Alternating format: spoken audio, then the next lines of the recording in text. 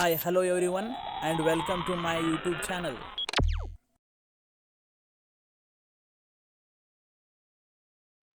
Most students face difficulty in solving calendar problem. So here I try to provide simple procedure to solve calendar problems.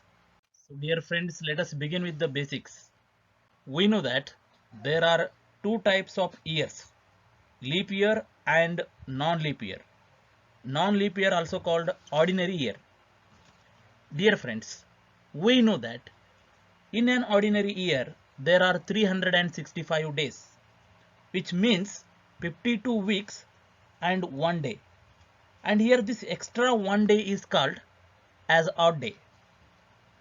Similarly, we know that in a leap year there are 366 days, which means that 52 weeks and extra 2 days. These extra 2 days are called odd days. Do you know how many odd days in a 1 century? Century means 100 years. Century consists of 24 leap years and 76 non-leap years. In our previous slide, already we discussed number of odd days in leap years and number of odd days in non-leap years. We know that each leap year 2 odd days and each non-leap year 1 odd day. Therefore, total number of odd days in 1 century 124 odd days. But 7 days makes 1 week. Therefore, 124 upon 7 is equal to 17 quotient and 5 remainder. This 17 quotient is nothing but 17 weeks and this remainder 5 is nothing but 5 extra days. So these extra days we can consider as a odd day.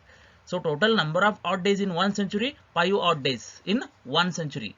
Do you know how many leap years and non-leap years in first century? The leap year occurs every 4 years, most of the time, but there are scenarios where the gap between two leap years was 8 years instead of the regular 4 years. Yes, students, this is little confusing, but you can understand the concept. Let me try to clear your doubts here. See, the year 1896 is a leap year. The next leap year comes in 1904. So the gap between these 2 years, 8 years. Okay. Why 1900 is not a leap year? Because 1900 is a century. It is not divisible by 400. So what is leap year? A leap year is a year which is divisible by 4. Which is divisible by 4, but century is divisible by 400.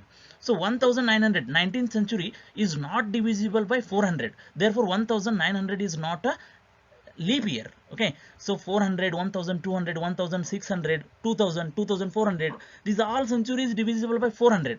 Therefore these all centuries are leap years. And again you can take some other centuries like 19th century, 17th century, first century, 100, 200, 300. These are all not divisible by 400. Therefore these are all not a leap years. So remember these important points. This concept helps students in answering the question of calendars in less than 30 seconds. As we discussed in our previous slide, 100 years gives 5 odd days and 200 years gives 10 extra days. These 10 extra days is nothing but 1 week plus 3 extra days. These 3 extra days we considered as 3 odd days. So in 100 years 5 odd days, in 200 years 3 odd days, and 300 years gives 15 odd days. 5 3 is 15. 15 odd days is nothing but 2 week plus 1 extra day. This 1 extra day we consider it as 1 odd day. So in 300 years, how many odd days? 1 odd day.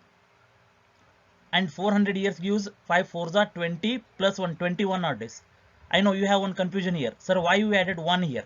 Yes, because 400 year, 4th century is a leap century. 400th year is completely divisible by 400. Therefore, 400th year is a leap year. That's why we added 1. So total number of extra days, 21 extra days is nothing but 3 week plus 0 odd day. So total number of odd days, 0 odd day. One thing you remember here, leap century has always 0 odd day. The same pattern will repeat for every 400 years. For example, same 500 years gives 5 odd days, 600 years gives 3 odd days, 700 years gives 1 odd day, 800 years gives 0 odd day. The same pattern will repeat next 400 years. Like 900 years gives 5 odd day, 1000 years gives 3 odd day, 1100 years gives 1 odd day, and 1200 years gives 0 odd day. All leap centuries give 0 odd day. 2000 is a leap century. 2000 years gives 0 odd day. 2400 is a leap century. 2400 years gives 0 odd day. And next, come to the months. January has 31 days, is nothing but 4 weeks plus extra 3 days. These extra 3 days we consider that as a 3 odd days. The same pattern will repeat for next 11 months. And next concept, decoded day of the week. The week always begins with Monday, and then Saturday and Sunday are referred to as weekends.